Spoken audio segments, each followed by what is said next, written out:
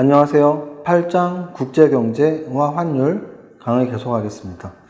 자, 마지막 시간, 마지막 8장이에요. 그래서 지금 하고 있는 건 우리가 주식 투자자를 위한 경제학을 하고 있고요. 앞부분 1, 2, 3장에서 미시 파트, 그리고 4, 5, 6, 7장에서 거시 파트를 했다면, 이제 마지막 8장에서는 국제경제학 이야기를 하고 있습니다. 국제경제학 이야기를 하면서 무역에 대한 이야기도 했고, 이제 남아있는 건 환율, 그리고 유가에 대한 이야기를 하고 주식 투자자를 위한 경제학 기본 강의 마치겠습니다. 자, 먼저 환율에 대한 이야기를 해볼게요. 환율.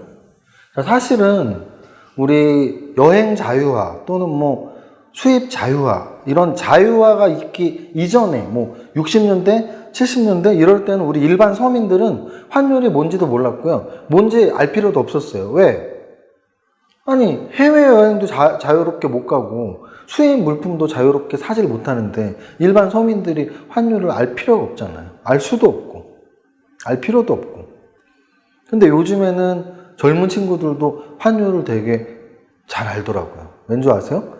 우리 생활에 밀접한 관련이 있기 때문에. 예를 들어서 여행 같은 경우, 해외여행이겠죠, 물론. 해외여행. 해외여행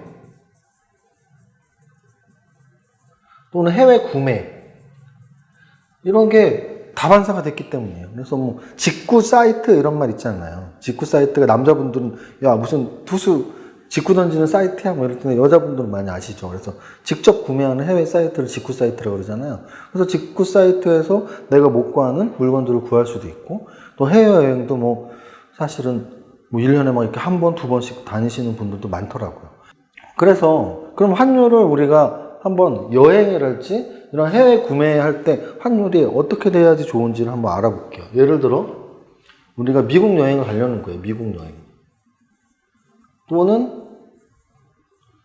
미국 사이트에서 직구로 물품 구매를 하는 거예요. 물품 구매. 자, 여행을 가던 물품 구매를 하던 제가 $1,000가 필요한 겁니다. $1,000. 미국 돈으로 $1,000가 필요해요. $1,000를 바꿔서 여행을 가든지 또는 $1,000짜리 물건을 사고 싶습니다. 근데 저는 한국 사람이니까 달러가 없잖아요. 그러면 저한테 $1,000는 현재는 얼마 하냐면 110만 원이에요. 이게 1000 곱하면 공세계니까 110만 원이잖아요. 그죠? 현재 저한테 $1,000는 110만 원이에요. 110만 원으로 해외 여행을 가거나 110만 원으로 미국 사이트 물품 구매를 하는 거예요. 그런데 환율이 올라가서 1,100원이었던 게 원화 가치가 원화 가치가 절하되거나 원화 가치가 하락하거나 원화가 약세거나, 그 말은 환율이 상승했다는 말하고 똑같아요. 기준화폐가 달러기 때문에 기준화폐 1달러당 숫자가 커졌잖아요. 그걸 환율 상승이라고 그래요. 환율이 상승하면 나는 이제 더 이상 $1,000를 110만 원 돈 주고 살 수 없어요. 얼마를 주고 사야 돼요? 120만 원을 주고 사야 돼요. 자, 환율이 1달러 1,100원일 때 나는 $1,000짜리 여행이나 $1,000짜리 물품을 사기 위해서 우리나라 돈 110만 원만 있으면 됐는데 1달러에 1,200원으로 올라가고 나서 나는 $1,000를 갖기 위해서 우리나라 돈 120만 원이 필요해요. 얼마가 더 늘었죠? 10만 원이 더 늘었죠. 10만 원이라는 돈이 더 필요하게 됐습니다. 자, 제가 아까 말씀드렸죠. 젊은 친구들, 특히 젊은 여자분들이 굉장히 환율에 민감하더라고요. 왜냐하면 해외 직구 사이트에서 이쁜 옷도 사고 또 해외여행도 자주 나가니까. 그런데 만약에 여러분들이 해외를 나가거나 물품 구매를 하시려고 하던 사람이라면 1달러 1,100원이 좋겠어요? 1달러 1,200원이 좋겠어요? 너무나 1,100원이 좋죠. 110만 원만 있으면 되는데 너무나 1,100원이 좋죠. 그러면 결국 우리는 해외여행을 가거나 우리나라에서 미국 사이트에서 물품 구매하는 거는 수출이라고 보면 될까요? 수입이라고 보면 될까요? 수입이라고 봐야죠. 수입. 그죠? 그럼 우리가 수입을 하기 위해서는 환율이 어떻게 해야지 좋은 거예요? 하락해야지 좋은 거예요. 이거보다 이게 나쁜 거라면서, 이게 좋다면서. 그럼 얘는 더 좋겠죠. 얘는 얼만데? 100만 원이잖아요. 100만 원이면 놀러 갈 수도 있고, 물건 살 수도 있고, 수입할 수도 있어요. 110만 원, 120만 원이 아니더라도. 그러면 수입업자 입장에서는 환율이 하락하거나, 똑같은 말이에요. 그러니까 이 환율 부분에서 여러분들이 헷갈리면 안 되는 게, 환율을 기준으로 볼 것이냐, 원화를 기준으로 볼 것이냐에 따라서 말들이 달라요. 그래서 환율이 하락한 거는 숫자가 내려간 거잖아요. 그런데 원화 가치는 상승한 거예요. 그래서 원화 가치 상승, 원화 강세, 환율 하락이 같은 말입니다. 환율 하락. 근데 환율 하락이 원화 가치가 강세예요. 왜? 원화 기준으로 보면, 달러 기준으로 보면 환율 하락인데, 원화 기준으로 보면, 야, 100만 원으로 1000달러 바꿀 수 있는데, 얘는 110만 원을 줘야 1000달러 받고, 얘가 더 원화 입장에서는 강한 거잖아요. 그래서 같은 말. 환율 하락, 원화 가치 상승, 원화 강세 같은 말. 얘는 어떤 상황에서 좋은 거예요? 수입업자 입장에서 좋은 거예요. 우리나라 돈이 강하니까. 자, 반대로 환율이 상승했어. 1000달러가 110만 원에서 120만 원이 된 거예요. 그럼 얘는 어떤 사람이 좋을까요? 우리나라 물건을 수출할 때. 보세요. 내가 회사 사장이에요. 수출회사 사장이면 달러로 받아올 거 아니에요. 그럼 1000달러를 받아서 우리나라 돈으로 바꾸면 110만 원밖에 안 줬어요. 그런데 환율이 상승해서 1000달러 받아오면, 1000달러를 우리나라 은행에서 바꾸면 120만 원을 줘요. 10만 원 더 준다고요. 같은 1000달러인데. 그럼 나는 수출업자니까 나한테 필요한 건 우리나라 돈이잖아요. 나는 그냥 수출할 때 달러를 받는 거예요. 그러니까 환율이 상승할 때, 즉 원화가 약세일 때 수출업자가 좋은 거예요. 수출업자가. 자, 수입업자가 좋은 거냐, 수출업자가 좋은 거냐, 이게 왜 중요하냐? 우리는 뭐죠? 우리가 지금 이걸 왜 배워요? 예를 들어서 미국 여행 가려면 뭐가 좋다 그랬죠? 내려가야 돼요. 뭐가? 환율이. 원화가 강세여야 돼요. 여러분들 중에 아마 유학생 자녀를 둔 분들, 또는 내가 유학을 가고 싶었던 생각이 한 번이라도 있었던 분들, 이거 정확히 알아들으실 거예요. 왜냐면 유학생 자녀가 있다면 매달, 예를 들어 매달이라고 하긴 뭐하고 1년 동안 예를 들어 예를 드는 거예요. 말이 안 되지만 $10,000를 보낸다 이거예요. 그럼 $10,000가, 얘는 $10,000 바꾸려면 얼마예요? 1,000만 원이죠. 근데 얘는 $10,000가 얼마예요? 1,100만 원이죠. 어차피 난 달러로 보내야 되잖아요. 유학생을 둔 부모라면. 그러면 $10,000 1,000만 원에 보내는 게 낫겠어요? 1,100만 원에 보내는 게 낫겠어요? 당연히 얘가 낫죠. 당연히 얘가 나요. 그래서 유학생들 입장, 또는 미국 여행을 가는 입장, 달러를 쓰는 입장, 즉 수입업자 입장, 이런 사람들은 원화가 떨어지는 게 좋아요. 그런데 제가 자꾸 미국 여행 이런 건 이제 예를 든 거니까 생각하지 말고, 수출업자, 수입업자라고 확실히 이해를 해야 되냐면, 이게 지금 우리가 환율 공부 왜 하고 있는 거예요? 이게 무슨 과목이에요, 지금? 주식 투자자를 위한 경제학이잖아요. 그럼 우리는 주식 투자를 이걸 통해서, 환율을 통해서 두 가지를 생각해야 돼요. 하나는 기업에 미치는 영향. 근데 기업이 수출 기업인지 수입 기업인지 기업에 미치는 영향을 첫 번째로 보고요. 두 번째는 외국인 투자 자금에 미치는 영향. 기업에 미치는 영향이 첫 번째. 외국인 투자 자금에 미치는 영향이 두 번째예요.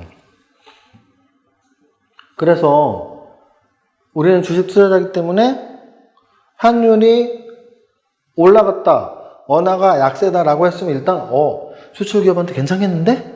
이렇게 생각하시면 돼요. 수출 경쟁력 강화 이런 말 있잖아요. 여러분들이 떡볶이를 파는데 옆집은 3,000원에 파는데 나는 2,500원에 팔면 장사도 잘 될 거 아니에요. 싸게 팔 수 있잖아요. 그런데 원화가 약세면 원화가 강세죠. 올라가니까. 원화가 강세면 우리가 더 싸게 파는 거예요. 더 싸게 파니까 좋잖아요. 자, 다시 정리하면 보세요. 수출 기업은 미국 기준으로는 수입 기업이잖아요. 그럼 미국 사람 입장에서는 1달러 주고 1,100원짜리를 샀는데 이제는 1달러 주고 2,200원짜리를 살 수 있어요. 즉 더 좋은 걸 살 수 있잖아요. 환율이 상승하거나, 같은 말로 원화가 강하면, 환율이 상승하거나 같은 말로 원화가 약하면 미국 사람 기준에서는 더 좋은 제품을 싸게 살 수 있는 기회가 생긴 거예요. 그러니까 우리나라 입장에서는 수출업체가 환율 상승, 원화 약세일 때 좋은 거고, 또 우리나라 입장에서 수입업체가 환율 하락 또는 원화 강세일 때 더 유리한 흐름이 되는 거죠. 그게 바로 수출기업과 수입기업에 미치는 영향입니다.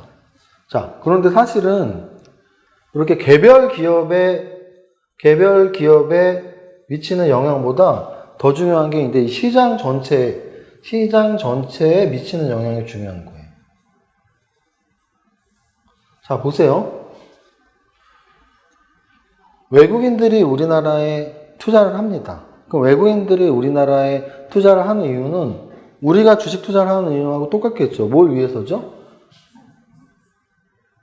주식 매매 차익을 위해서예요. 우리는 주식 매매 차익을 위해서 주식 투자 하잖아요. 물론 여기에는 배당금도 포함되어 있습니다. 배당금도. 그런데 외국인들이 우리나라에 투자하는 이유는 주식 매매 차익만 있는 게 아니에요. 바로 뭐도 있냐면 환차익도 있어요. 환차익.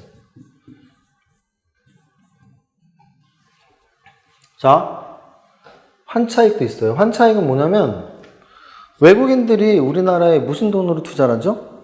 바로 한국 돈으로 투자를 하죠. 그러면 외국인들은 원래 무슨 돈을 갖고 있었죠? 미국 사람이라고 치면 미국 돈을 갖고 있었죠.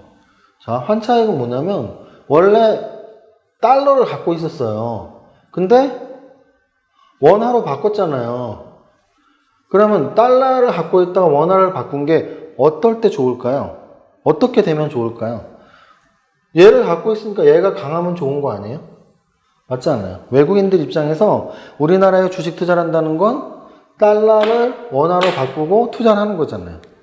투자를 했는데 우리나라 주식이 올라가면 돈 버는 건 당연한 거고, 또 하나는 이 원화의 가치가 올라가면 돈 버는 거죠. 그 원화의 가치가 올라간다는 건 뭐라 그랬죠? 환율 하락. 이게 바로 원화 강세라니까요. 이게 바로 원화 강세. 원화 강세. 그러면 외국인 투자자 입장에서는 두 가지를 노리고 들어오는 거니까 우리나라 주식시장이 앞으로 상승한다고 예상이 되거나 또는 우리나라 원화가 미국 달러 대비 강하리라고 예상이 될 때 들어온다고 생각하면 되는 거죠. 그래서 실제로 원화가 하락 추세를 보이고 있는, 아니죠. 환율이 하락 추세. 또는 뭐라고 말할 수 있죠? 원화가 강세 추세에 있을 때 외국인들은 들어옵니다. 그러면 언제 나가겠죠? 야, 너무 많이 저점이 돼서 이제는 반등을 해야 될 거 아니에요. 그러면 이제 더 이상 저점에서 더 내려가지 않겠네. 뭐가? 주식이 아니고 원화가. 원화가 너무 강해 지금. 이 환율이 더 떨어지진 않겠어. 원화가 더 이상 강할 수는 없어. 라는 지점에는 외국인들이 우리나라에서 자금 이탈이 나오겠죠. 왜? 외국인들은 환율이 올라가면 올라간 만큼 손해니까. 환차손이 나는 거예요. 환차손. 외국인들 입장에선 올라가면 환차손, 내려가면 환차이익. 그래서 내려가는 게 예상됐을 때 들어와서 바닥 찍고 올라가리라고 예상될 때 파는, 이 시점에서 파는 게 외국인들이 기본 전략이죠. 그래야지 양빵으로 다 먹는 거예요. 양빵. 포카, 양빵 스트레이트 아세요? 양방향 스트레이트. 포카 치면 이제 포카 족보가 있는데 스트레이트라는 게 있어요. 5개의 숫자가 연속으로 붙어 있어야 돼. 근데 예를 들어서 5, 6, 7, 8 이렇게 4장을 제가 잡았으면 여기 9가 와도 스트레이트고 4가 와도 스트레이트고 4, 9 둘 중에 하나만 오면 스트레이트. 양쪽 방향은 스트레이트. 마찬가지로 외국인 투자자 입장에서는 주식 매매 차익으로 돈 벌어도 돈 버는 거고요. 환차익으로 돈 벌어도 돈 버는 거예요. 그러면 주식의 추세가 상승하리라고 예상될 때, 또 환율이 바닥을 치고 환율이 상승하리라고 예상될 때, 그때 바로 외국인들은 아니죠. 주식은 올라가리라고 예상을 하고 환율은 내려가리라고 예상될 때 아마 외국인들은 들어오겠죠. 주식 쪽에서 돈 벌고 싶으면 주식이 오르리라고 예상될 때, 또 환율 쪽에서 환차익을 얻고 싶으면 환율이 떨어지리라고 생각할 때, 환율 떨어지는 게 워낙 강세니까 떨어지라고 예상될 때, 즉 환율 하락 추세라고 지금 보고 있을 때 들어오는 거예요. 그럼 나갈 때는 언제냐? 야, 이제 주식이 꼭지 쳤어. 주식이 이제 올라갈 거야. 또 나 워낙 강세 꼭지 쳤어. 이제 환율 올라갈 거야. 라는 시점에서 외국인들이 투자에 진입하고 퇴출하고 그거를 왔다 갔다 반복을 하는 거라고 우리가 이해를 하시면 됩니다. 그게 바로 환율 관점에서 주식 투자자가 알아야 될 거예요. 주식 투자자가 알아야 될 건 사실은 명목 환율, 실질 환율은 뭐 그냥 개념으로 써놨고, 진짜 중요한 건 바로 환율 하락, 환율 상승이 이 말이 똑같다는 말. 원화 강세가 바로 환율 하락, 원화 약세가 환율 상승이란 말, 그리고 환율의 움직임에 따라서 수출 기업과 수입 기업에 어떤 영향을 미치는지, 또 외국인들이 우리나라에 들어온 투자 자금에 어떤 영향을 미치는지를 반드시 기억하시기 바랍니다. 자, 다음으로 유가입니다. 사실은 유가를 국제경제 파트에서 뭐 그렇게 비중 있게 다루지 않습니다. 유가는 국제경제가 아니고요. 그냥 한 상품의 가격이죠. 그런데 이제 우리 주식 투자자 입장에서 유가가 꽤나 중요하기 때문에 제가 이제 약간 꼽사리를 끼워 넣은 겁니다. 우리가 주가가 뭐예요? 주식의 가격이죠. 주식의 가격. 그럼 유가는 뭘까요? 석유의 가격이에요. 석유의 가격. 우리가 없으면 못 사는 게 많이 있죠. 뭐가 있죠? 물 없으면 살아요? 못 살아요. 이 깨끗한 공기 없으면 살아요? 못 살아요. 우리에게 없으면 또 못 사는 게 있어요. 바로 에너지. 근데 그 중에 대표적인 에너지가 석유 에너지죠. 석유 에너지가 없으면, 석유 에너지가 워낙 우리에게 중요한 에너지이기 때문에 석유 에너지를 대체하는 에너지를 다 합쳐갖고 대체 에너지라고 하잖아요.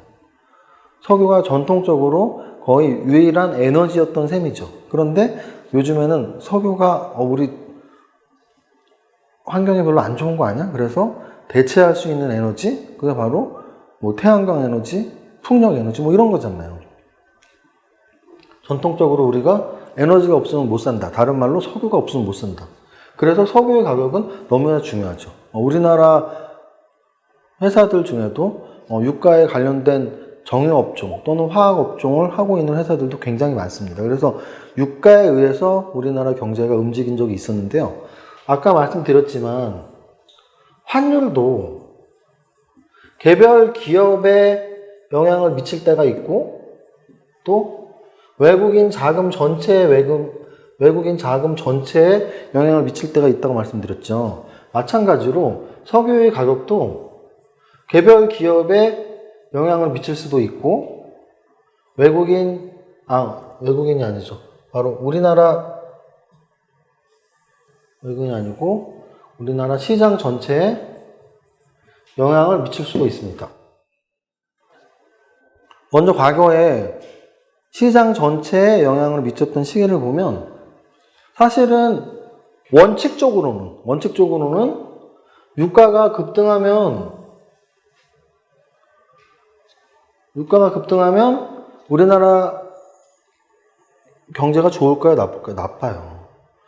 너무나 당연한 얘기예요. 너무나 당연한. 왜? 우리나라에 석유 한 방울이라도 나나요? 아니, 유가 올라가는 게 우리나라에 뭐가 좋아요? 그잖아요. 옆집에서 석유 만들고 있는데 유가 올라가면 옆집이 좋지. 여러분도 주가랑 유가랑 똑같다 그랬죠. 내가 안 갖고 있는 주식 올라가면 기분 좋아요? 기분 더럽잖아요. 아우, 배 아파 죽겠네 막 하면서. 내 거 안 올라갔으니까. 마찬가지로 유가도 똑같죠. 우리나라에 석유가 한 방울도 안 나는데 유가가 올라가면 뭐가 좋아요? 석유 나는 나라만 좋지. 그래서 과거에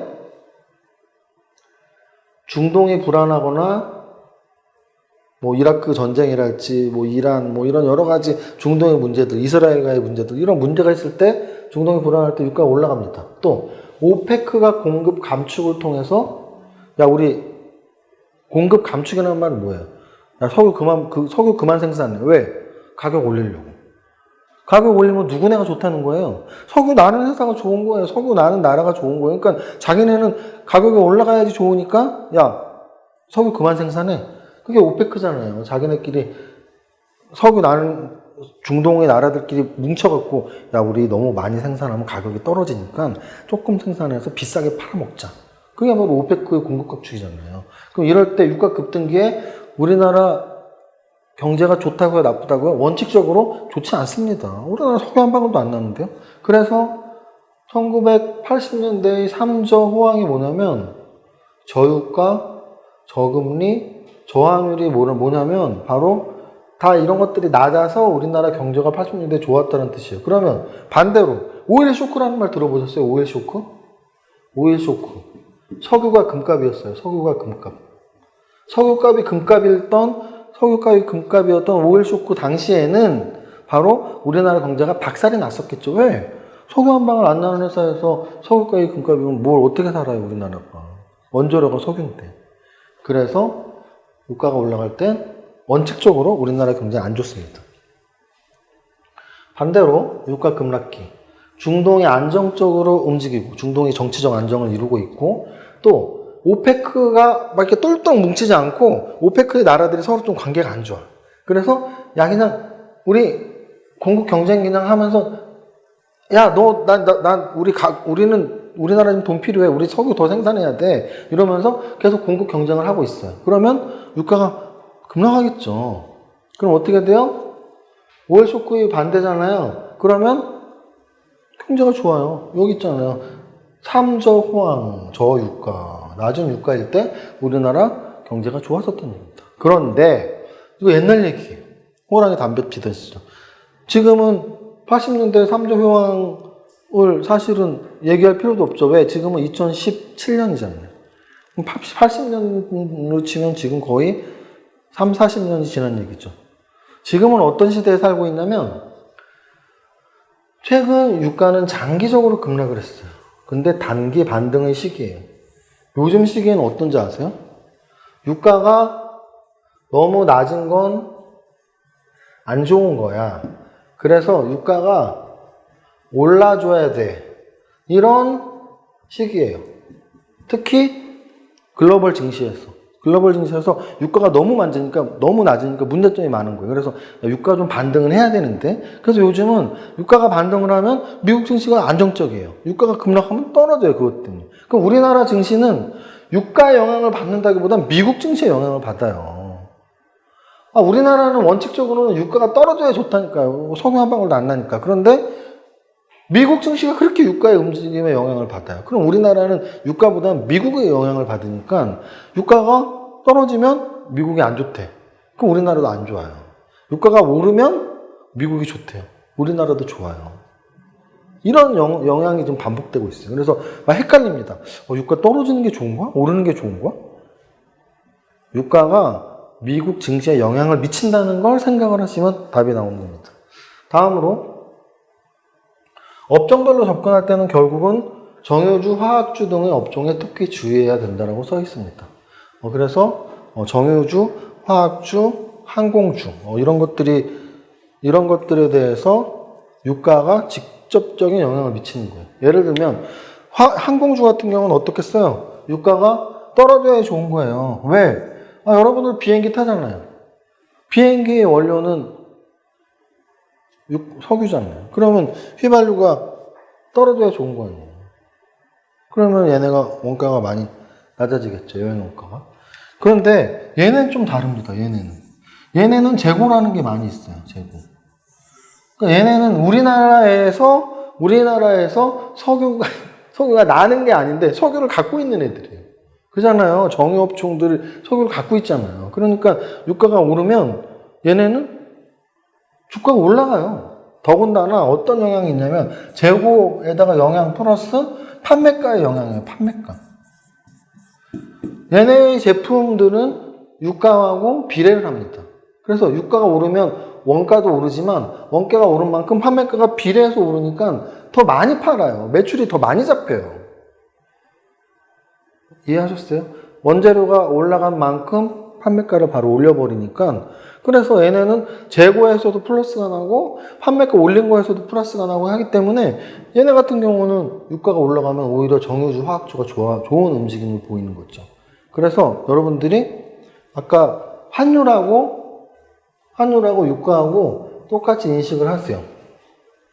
자, 우리 지금 뭐 하고 있다고요? 주식 투자자를 위한 경제학을 하고 있는 거예요. 주식 투자자를 위한 경제학, 환율은 직접적으로는 어디가 영향받아요? 수출기업, 수입기업.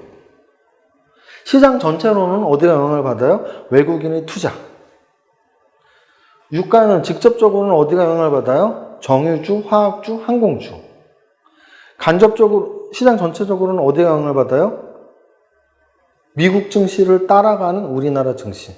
그래서 유가가 올랐는데 미국 증시가 그 영향으로 오르면 우리나라 좋은 거고, 유가가 떨어졌는데 미국 증시가 유가가 떨어지니까 안 좋아 하면서 떨어지면 우리나라 나쁜 거고. 그러니까 더 이상 유가가 우리나라에 직접적인 영향을 미친다기보단 유가가 미국에 영향을 한번 미치고 그 미친 게 우리나라에 바로 영향을 미친다는 걸 3쿠셔닝이었다. 그죠? 유가, 미국 증시, 우리 증시 이렇게 영향을 미친다는 걸 고려하고 직접적으로는 정유주, 화학주, 항공주. 이렇게 환율하고 유가를 정리하시면 주식 투자자가 알아야 될 주식 경제학 기본으로서는 뭐 적당한 수준이 아닌가 생각을 합니다. 자, 마무리 말씀드리겠습니다.